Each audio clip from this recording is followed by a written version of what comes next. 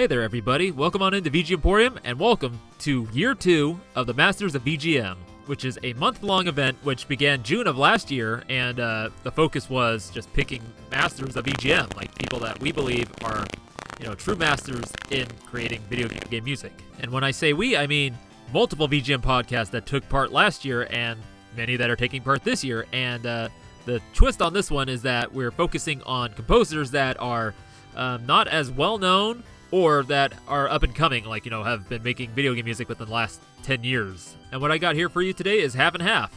Two older composers that are, relatively unknown, and then two composers that have just started within, the 2010s. And so without further ado, let's get into our first composer, which is Hikoshi Hashimoto. And he is my first lesser-known / underappreciated pick. For me personally, it's because I'm more familiar with his Sega Genesis, SNES, and arcade stuff, than stuff getting more into the PlayStation and PC and past 2000. I'm largely unfamiliar with the music and the games that he worked on past that point, which I have been remedying. But before we get into that, let's start at the beginning, going all the way back to 1989 with Racing Hero, which our opening track, VGM1, came from. And this was a motorcycle racing game on the Sega X arcade board. And it's kind of like a cool blend of Hang On and Outrun. And that's all I'm going to say about the game because I really want to talk about this track, VGM1. It has been stuck in my head for a good 2 months, and I hope it's now stuck in your head after listening to 2 loops of it. Largely for me, it's that main bass line that plays throughout the track, as well as this part right here.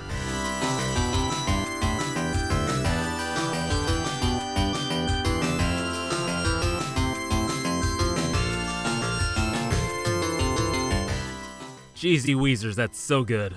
The one thing I'll note is that the patches don't change, it's not as dynamic that way, but that's totally made up with, just the composition. I mean, it just feels so big and epic. It's just a really cool, introductory track. And the rest of the OST is just as strong. And it's all the more surprising because, this is Hikoshi Hashimoto's first game credit, as far as I can find. And, he definitely came in with, having some composition experience as far as, what that was used towards before this. I don't know. And I haven't seen any other names linked to it, so I can only assume that he programmed the music as well. So pretty dang impressive for his debut. Now I'm going to tell you what else this guy has worked on after Racing Hero. And I got to tell you, there's a lot because Hikoshi Hashimoto was a busy, busy boy. So, still in 1989, his next soundtrack would be AB Cop in the arcade. And then getting into the 90s, he would start doing more conversions, rearrangements and all for the Sega Genesis, Master System, and Game Gear, starting with Pat Riley Basketball and Whip Rush. And then some point in the 90s, he would go freelance, but would still work with Sega. And, the next games he would work on would be... So as far as I can tell, his first freelance projects were Ultrabox, 1, 2, and 3 Gao on the PC Engine CD-ROM 2. Then in 1991, he would do the arrangements of Battletoads music for the Sega Genesis, and for this, he had to learn David Wise's score to, transcribe it to MML. So what he had to do was record the original NES soundtrack and listen to it, and just arrange it by ear. Then he would have to take that and then program it in MML. And then another side note here is that for Sega Genesis, he used the driver called the SMPS, which most likely meant that he wrote all his music on the NEC PC 98, much like Yuzo Koshiro. And then the rest for 91, he would do arcade to Sega Master System arrangement conversions for Line of Fire, Alien Storm, and Running Battle. And then at the end of 91, he would do his first SNES soundtrack, Dungeon Master. And for this, he created his own sound driver for the Super Famicom SNES, in which he would take MIDI files that he created of the songs, keeping within the 8-channel limitation, of course, and then convert them through the sound driver. Then jumping into 92, he would do Shura no Mon on the Mega Drive, which is one of my personal favorites. And then going into 93, another personal favorite, Run Saber on the SNES. Then in 94, proving again that sports games have, for some reason, the best music, ATP Tour Championship Tennis. Followed up by Cosmic Carnage on the 32X. And a note on this one is that I think, for me, that he took the style of BGM3 from Racing Heroes and just applied it to this entire OST. So then one last game from 94 being Megami Tensei Gaiden Last Bible on the Game Gear, because this year was pretty packed, 8 games. Same for the other years, so I'm just going to be picking out maybe 1 or 2 from each year here. So getting into 95, there would be Mighty Morphin Power Rangers, the movie, on the Sega Genesis. And now getting into the more unfamiliar territory of his music for me, we get into 96 with Kensei, the King of Boxing on the PS1. 97, Momotaro do Choki on the Sega Saturn. 98, Master of Monsters, Disciples of Gaia on the PS1. In 99, we have a few late-life Super Famicom titles with Oakaki Logic 1 and 2, and a conversion of columns. So now getting into the new millennium, we have Pocket Billiard Frank, the 9-ball on Game Boy Color. In 2001, we have Inuyasha on the PS1. 2003, we have Himejoku, Princess Double Kare on the PC. And a little note here is that in 2001, he started his foray into making music for PC games. In 2004, Miss Each Other on the PC. 2005, Pachi Slot winning Post on the PS2. And then in 2006, we have Summer Days on the PC, which is where our next track is coming from, called It Clears Up After Cloudy Weather by Hikoshi Hashimoto.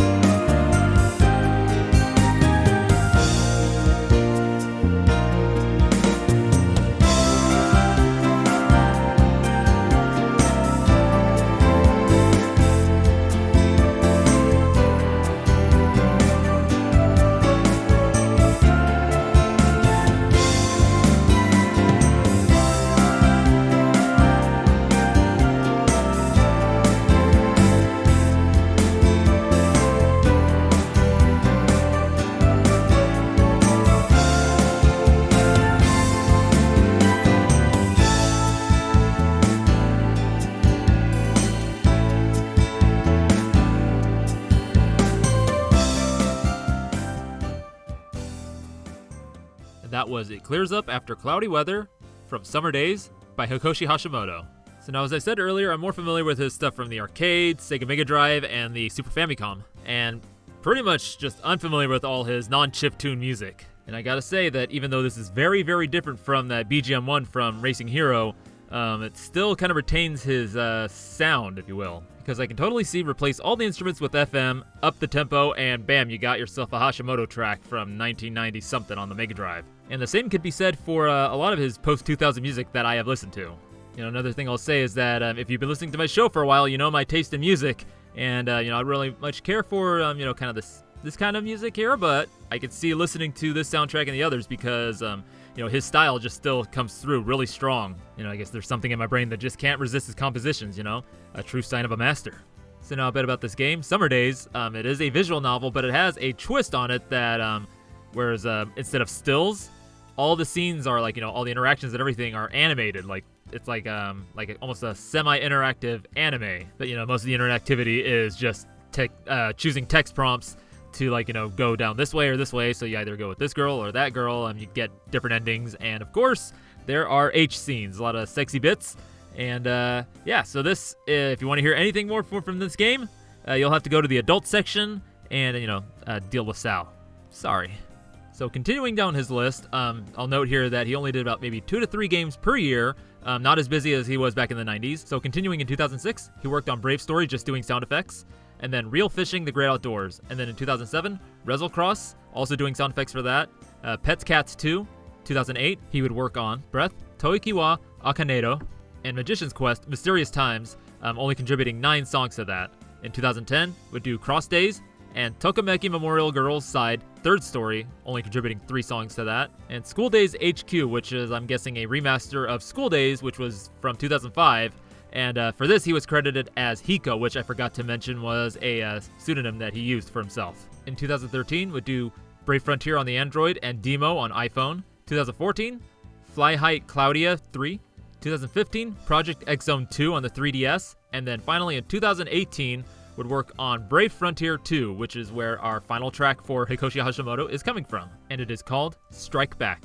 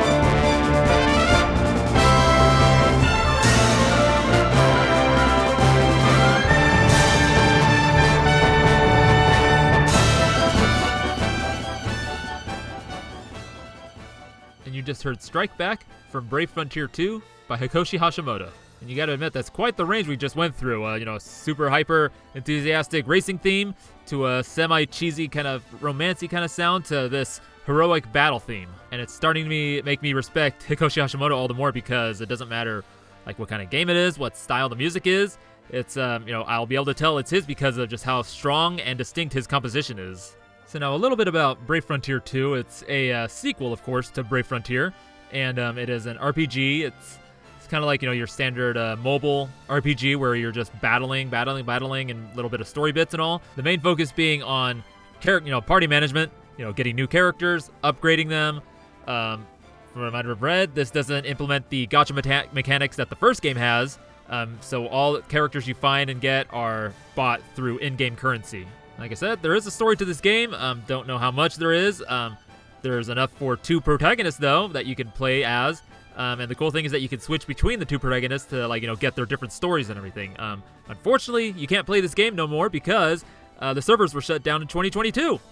Such fun. But one of the coolest things that this second game does over the first one is that instead of having synthesized music, all the music is orchestrated through the Tokyo City Philharmonic Orchestra, with not only compositions coming from Hikoshi Hashimoto, but also Kenji Ito, Noriyuki Iwadare, Minako Seki, Tadayoshi Makino, Kaoru Wada, and Tamayo.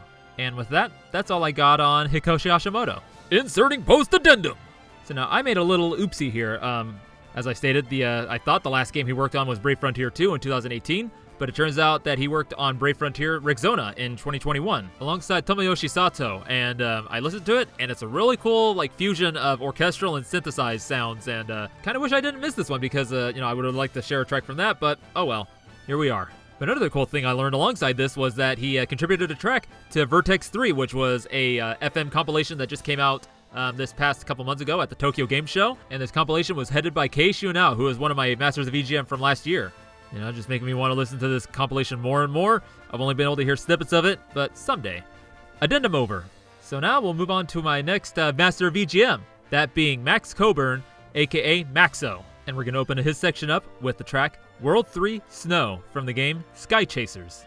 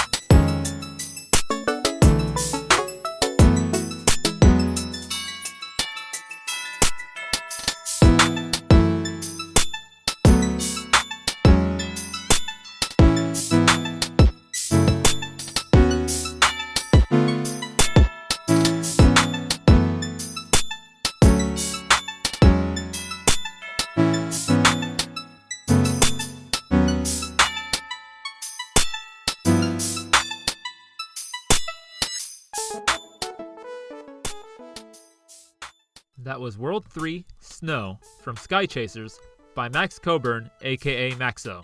And he is one of my up-and-comings, only composing music for video games since like 2014, 2015, though he's been composing music since, as far as I know, like 2008.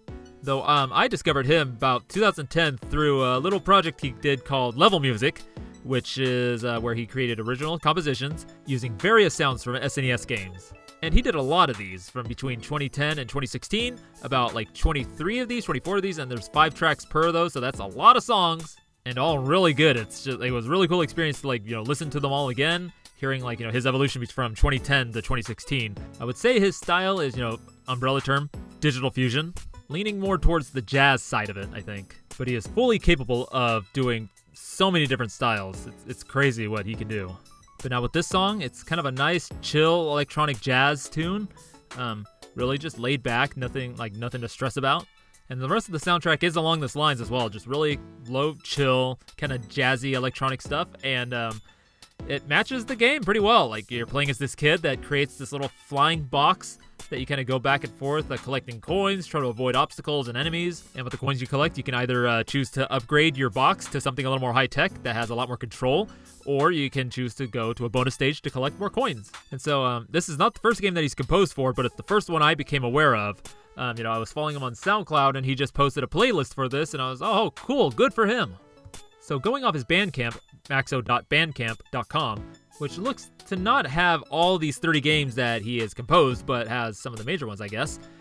We start off with Izakaya Omen Mini in 2014. 2015, we have Rust Bucket Rumble and Bum Rush. 2016, Sky Chasers, followed by Combo Critters and Grumpy Cat's Worst Game Ever. 2017, got Beat Street.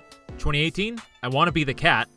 Thunder Dogs, and then where our next track is coming from, Trigger Heroes. The song is called Pierce Metal, full version, composed by Max Coburn, and I must apologize in advance for whatever whiplash you may experience.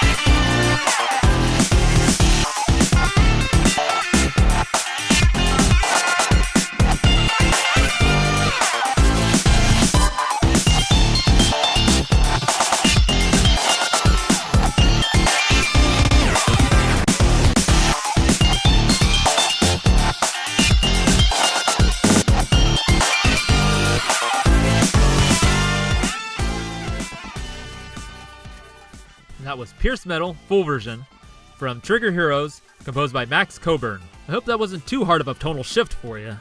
Like I said, Maxo is capable of so many styles, but a lot of it it has kind of like this underlying jazz tone to it, if that's the way to put it, if that's the right way to put it. But before I dive back more into his music, let me tell you a bit about this game, Trigger Heroes. It's a top-down shooter. It's a roguelike. You get to choose between 6 different animals that are plunked into these giant robotic suits, and you just gotta blast your way through waves and waves of enemies. And the soundtrack fits the game pretty well. It's all like this really heavy distorted guitar, and in varying degrees of like, either kind of just chuggy to stuff like this, which is like cool jazzy electronic stuff.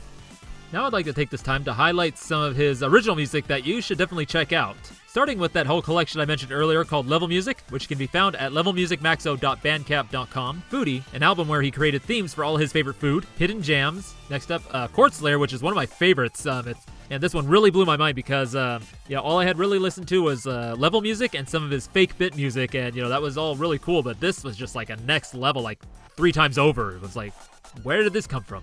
And I definitely hear some of the techniques he used in that album in this track here, so yeah, definitely give that one a listen. Next, you got Skyriser in 2017, which is a really cool follow-up to Chord Slayer. And then, let's see, I got a cool one here for you. This is the original soundtrack for the Netflix show Battle Kidian from 2022. But he has so much more music out there, like more than that's on Bandcamp. I think a lot of it's on SoundCloud. You just gotta look up Maxo, Max Coburn, and you'll find it.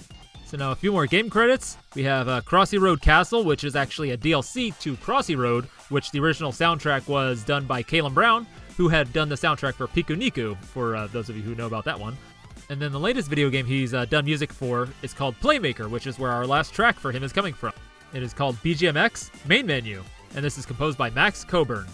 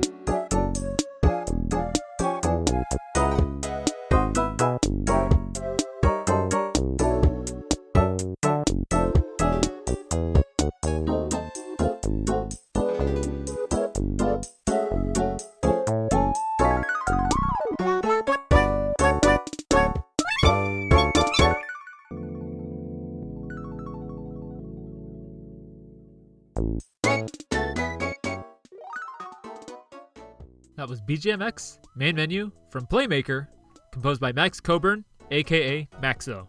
And this is a fun little tune here, and it may mind you of Mario Paint, and that's because the game that it was made for is Playdate is very much inspired by Mario Paint. You can do a lot of stuff like paint pictures, put together blocks to create a story, make this weird stick figure guy, do a bunch of dancing, and create music using all the sample sound effects created by Maxo for this game. And there you have it, Max Coburn, Maxo. I've enjoyed listening to him for these past 13 years and look forward to all the years coming. Just really excited to see how his musical style evolves.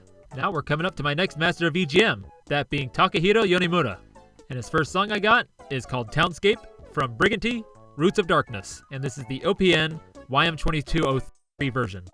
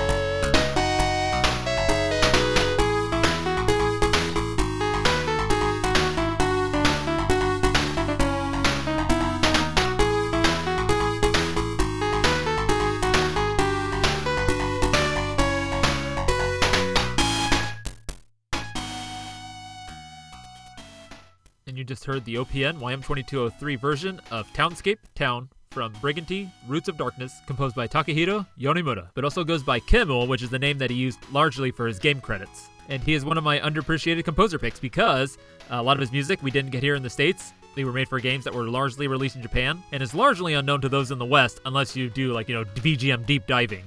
That is one of the reasons why he's here. The other is because, I've gained an appreciation for him over the last few years because he's made me really start liking the YM2203, also called the OPN, because it is pretty limited compared to the other FM sound chips.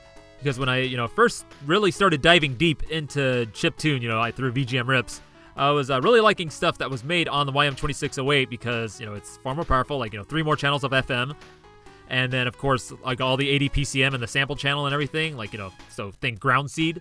That was, far superior sounding. But then over the years, I've slowly, like I said, gained an appreciation for the limitations of the 3 FM and the 3 SSG. Because, listening to this track, this is one of them that made me feel like, whoa, this is really cool. And I'm not the only one that appreciates them because Pixelated Audio, for their episode 80, did a focus on the Firecracker Music Collection Volume A Comiket 42 Special, as well as a podcast called Audio Panic Room, which I did not know existed until now, and I'm kind of disappointed I did not discover it earlier. Well, anyway, getting into Takahiro proper here, before he started composing for video games, he founded a doujin group called Firecracker, which, as far as I can tell, got started in 1990 and has been going until about 2017, but there could be later releases, but I have not been able to find them.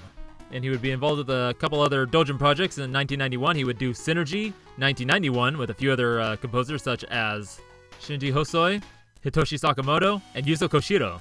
In 92, would do a song for Mystery Case in High School, Synergy. Then in 1983, we get his first video game music compositions being Martial Age, Edge, and Variable Geo, as well as Farland's Story, all on the NEC PC 98. Then in 1994, would work on Jin Ayen no Yoshi, Go Ice, which stands for Greatest of Interactive Cinema Type Entertainment Software, and Variable Geo 2, The Bout of the Kabbalistic Goddess, which Also features another composer that I really like, Masahiro Shiranaga, who has only done this game and, done a bunch of Dojin projects. Then in 1995, we'd get Briganty, The Roots of Darkness, which is where this track is coming from. And I should note here that some of these soundtracks have two versions, the YM2203 version and the YM2608 version. Which brings us to 1996, where he did the music for the game Harlem Blade, the greatest of all time, which is where our next track is coming from. And this one is called Risky Explorer by Takehiro Yonemura, aka Chemool.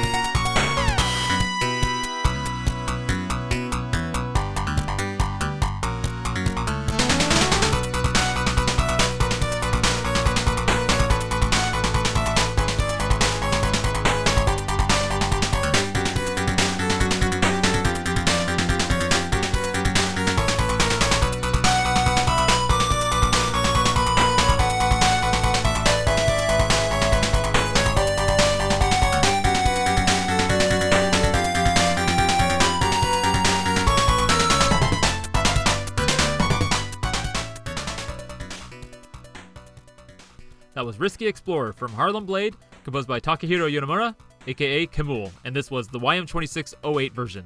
And this one's pretty cool because not only is he using the preset rhythm section that comes with the YM2608, but he's also using the one of the SSG channels for that to emphasize that percussion.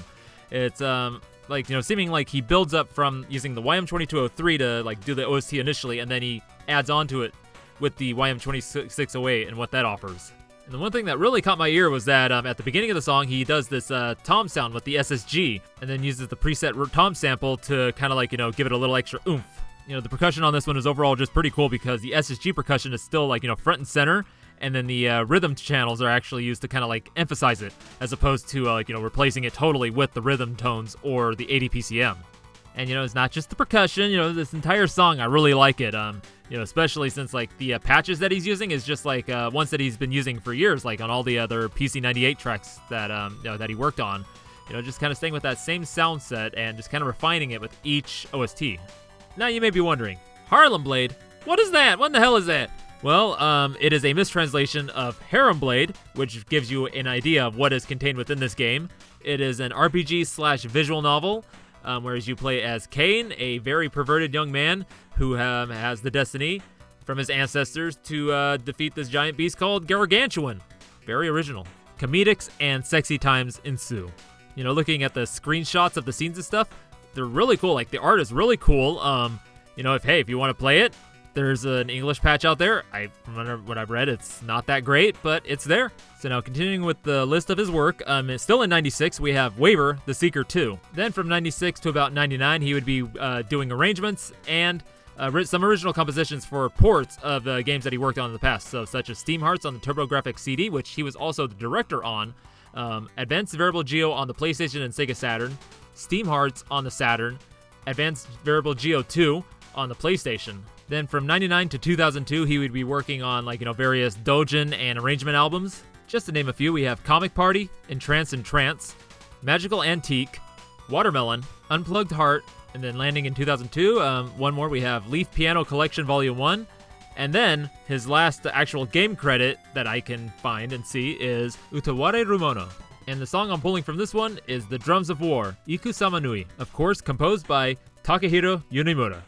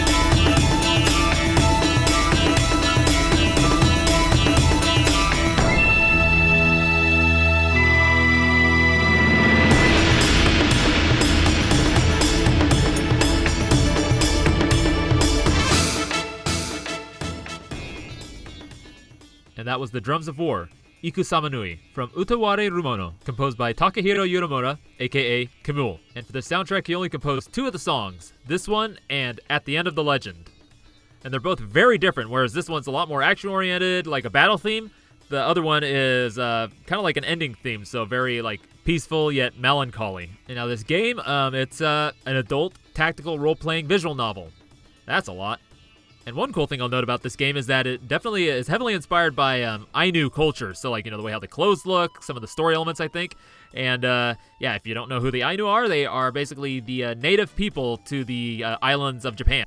And that brings us to the end for Takahiro Yonemura. After this, he would continue on doing doujin albums and such, like the Firecracker music collections.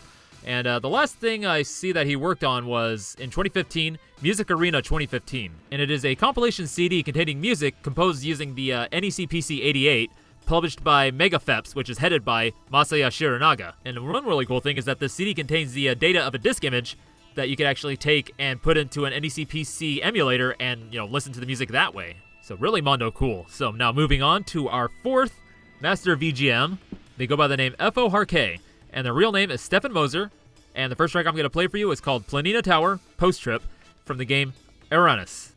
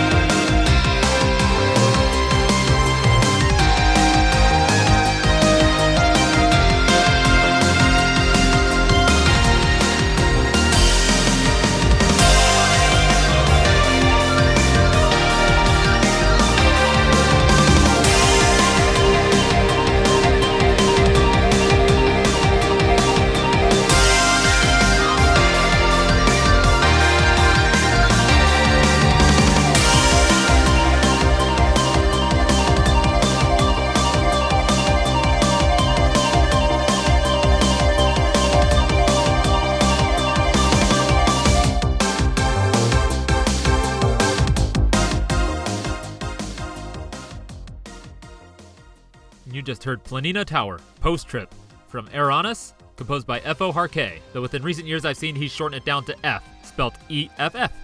And the reason why I've chosen him as my second relative newcomer to the VGM scene is because, first I discovered him back in 2016 through their EP called A Nice Place on SoundCloud, and I've just lost count of how many times I've listened to it because, it's just so good. And it sits in this cool space between synthwave, chillwave, and vaporwave, if that makes sense. And so I was just listening to that for a good long while, and then he would release, a few other EPs. And then I finally decided I'm gonna go look and see what else he's done outside of SoundCloud. And I find his Bandcamp and see he's done video game music. And all of it has this really cool sound that just straddles the line of synthwave, vaporwave, and whatever other wave you want to think of sprung from those two. For example, this song here, Planina Tower, it's very strongly synthwave, and it's very much its own style of synthwave. It's not trying to be like Comtruz or other major synthwave artists. And this entire soundtrack actually kind of goes through different synthwave styles, synthwave and cyberpunk with a little touch of dark wave, which is very fitting for this game's dystopian cyberpunk setting. And in it, you play as an assassin that's trying to uncover the truth of this conspiracy going on, and through her missions, you sneak past enemies, you take hostages and use them as human shields, you can lay down traps, and just pretty much kill anybody that's involved with the conspiracy. The game itself looks really cool. It's pixel-based graphics, and a lot of the character designs and enemy designs are just really, really neat looking. So now, Effoharkay, Stefan Moser, they are a freelance sound designer, composer, and self-described aural junkie. And he's worked on various projects, Foley and sound design for short films, for motion comic, and the reason why he's here, composing and doing sound design for video games. And, going off his Bandcamp and his personal website, he seems to have only done a few video game soundtracks, starting with Aerannis in 2015. Then between 2015 and 2016 would work on the games Eruption Red, Snacks Please, Ridiculous Monster Rooms, and Watch Out Red Ship. Then in 2016 proper, Virtuawave, both Slipstream and KO Mech in 2018, and then Crypt Runner in 2019, which is a canceled game. And that's the end of my list of his VGM works. and it was really hard to pick a track from it because they're all really good. But the one I'm going to play for you is Spring Break TM from Virtuawave, composed by Effoharkay.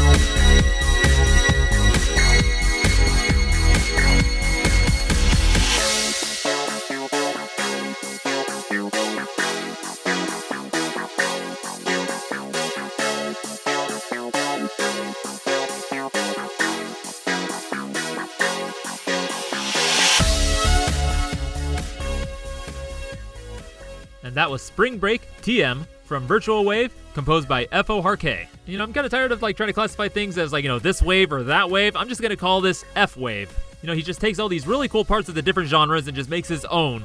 And, you know, I'm really loving that weird, just like, I don't know what to call it, like chunky, gumpy bass. And, you know, if I did do it, I could totally imagine myself jet skiing to this, wearing, you know, a nice purple and teal and hot pink jet ski vest. Dear listeners, that was a little fib. I can't really imagine myself wearing something like that. No, sir. But if you would love to live your jet skiing dreams, then you can go play Virtuawave demo because this is still a in development game. You know, and just looking at it, it's very much inspired by Wave Race 64, but with I'd probably say Dreamcast style graphics. So as I had mentioned, I had discovered Effoharkay through a EP he had released called A Nice Place, and there's a few more that actually I would say are very much companions with this EP, starting with Bridge, and then there was Long Enough, Near 4, DMG, which is a 2-song release, and then Soul Chunk, which was a business casual release. And these 4 all together make a really nice, just like continuity. You know, A Nice Place kind of sets this really cool chill wave, lo-fi like sound that's really unique, and then followed up by Bridge, which is building up on that sound like in a really cool way, and then Soul Chunk, which is basically the sound established in A Nice Place perfected, at least in my humble opinion. And what is the sound I speak of? Well, it's kind of a weird one to explain. It's very lo-fi, heavy use of piano and this really nice deep synth bass, a nice smattering of electric piano, and you know, cool synth pads in the background. But anything I say to try to describe it just won't do it justice. You know, just go listen to it. Effoharkay.bandcamp.com. So now I have one last track to play for you here. This is coming from the game Slipstream, and it's called Final Pass, Little Six.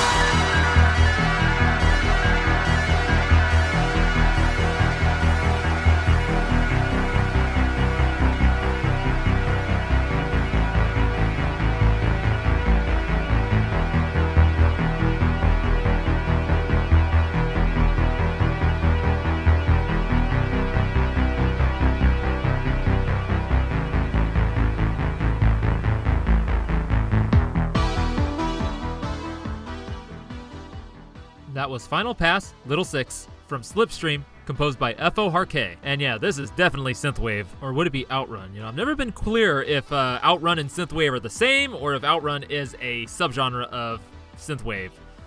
I don't know. It's all just a crazy convoluted mess of waves. You know, that nonsense aside, this music fits this game really well. So Slipstream is a racing game, and its influences are pulled strongly from Outrun and the Drift King series. And you know, watching videos of it, it's really hard to tell, but it's all sprite-based graphics. But like the way how the cars move and everything have like multiple angles to them and just like smooth. And then everything's kind of like it's almost like a super scaler coming at you. And then all the backgrounds are just really pretty. And the soundtrack is just like a cool combination of all these different styles. We got techno, house, you know, synthwave, of course, some vaporwave, as well as a few tracks done in the style that he established in a nice place, and it just sets the perfect aesthetic for this entire game. I would highly recommend you listen to this soundtrack. It's masterfully done. It's just an awesome, amazing ride to listen to. And I hope you enjoyed this ride. That was my Masters of VGM Year 2. You know, if you've made it this far, I apologize for all my talking and gabbing. There was just a lot to cover, and there was a lot more other things I'd have liked to cover, but just didn't quite get the time to do because, you know, just all the crunchy. You know, it's what I get for putting it off to the last minute and also doing that huge Killer 7 episode. That's what did me in. I'd like to thank all of you for coming into VGMporium and, you know, sticking it out with me. This is definitely not the end of Masters of VGM, because next week I'm going to be featuring original music from all these composers. Definitely very much less talking and a lot more music. But, you know, I would highly encourage you to go listen to their music outside of my podcast. I will be linking all the respective sites in the show notes. So a cool announcement I have is that within the week or two after you know, next week's episode, I'm going to be having another guest on. It was a really fun time recording with them, and I'm really excited to share it with you all. You could almost say the recording session was a monstrously good time.